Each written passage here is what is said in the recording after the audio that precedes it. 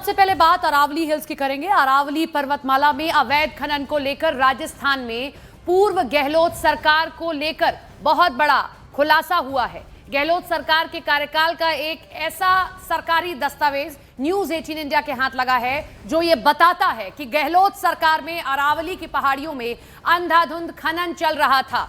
वो भी तब जब हाईकोर्ट ने राजस्थान में अरावली पहाड़ियों में खनन पर रोक लगा दी थी। इन दिनों अरावली के 100 मीटर वाले फॉर्मूले को लेकर राजस्थान के पूर्व सीएम अशोक गहलोत बीजेपी पर हमलावर हैं। ये आरोप लगा रहे हैं सरकार आंकड़े और सरकारी आंकड़ों की अगर बाजीगरी करके अरावली को बेचने की साजिश रच रही है। लेकिन न्यूज 18 इंडिया के हाथ जो सरकारी दस्तावेज लगे हैं उससे यह साफ हो गया है कि खुद गहलोत सरकार में अवैध खनन का खेल खुलकर चल रहा था।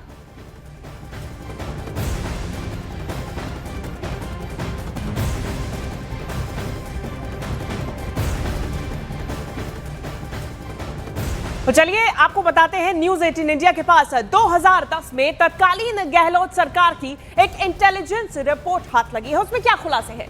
देखिए, इस रिपोर्ट में खुलासे किए गए कि अरावली में खनन पर हाईकोर्ट की रोक के बावजूद पुलिस और प्रशासन की मिलीभगत के बाद राजस्थान के अलवर में बेरोक टोक अवैध खनन हो रहा था। रिपोर्ट में कहा गया कि तत्कालीन गहलोत सरकार ने अकेले अलवर जिले में अरावली पर खनन के लिए 279 पट्टे आवंटित किए थे।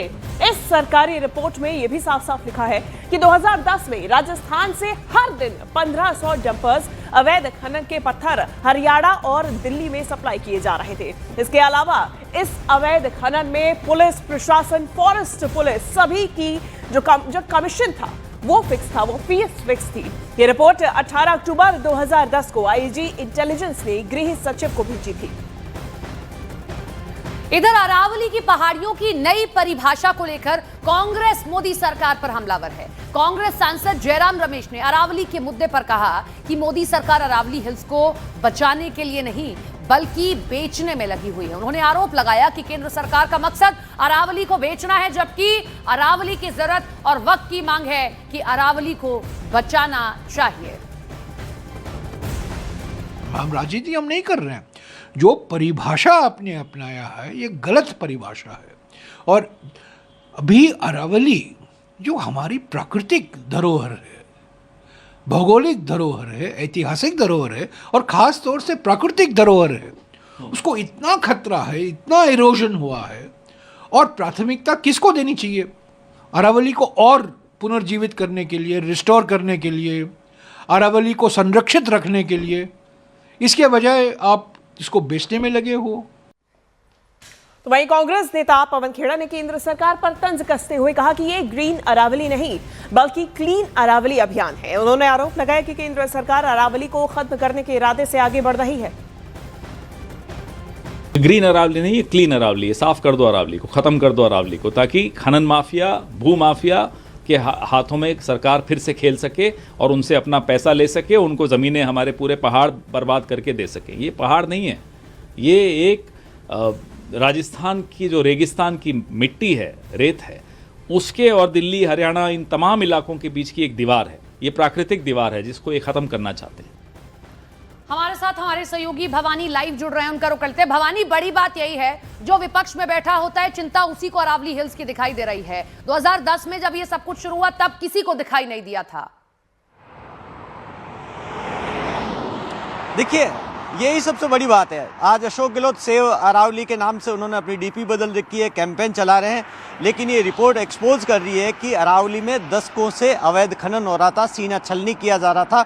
और जब अशोक गहलोत, क्योंकि राजस्थान के अंदर 3 बार मुख्यमंत्री रह चुके हैं, पिछले 25 साल में से 15 साल अशोक गहलोत सीएम रहे, और उनके कार्यकाल की ये रिपोर्ट चीख चीख कर कह रही है कि सबसे ज़्यादा अवैध माइनिंग, सबसे ज़्यादा अरावली का सीना उन्हीं के कार्यकाल में छलनी किया गया। और इसका नतीजा क्या हुआ? ये टी गुइटे की रिपोर्ट है 18 अक्टूबर की। और जब उन्होंने ये रिपोर्ट दी और उन्होंने कहा कि सरकारी मिलीभगत से, सरकारी अफसरों की मिलीभगत से 1500 डंपर रोजाना यहाँ से अलवर से या इस इलाके से दिल्ली जा रहे हैं अवैध माइनिंग से और अफसर महीने की बंदी ले रहे हैं, तो उन्होंने टी गुइटे को हटा दिया रिपोर्ट मिलने के बाद में।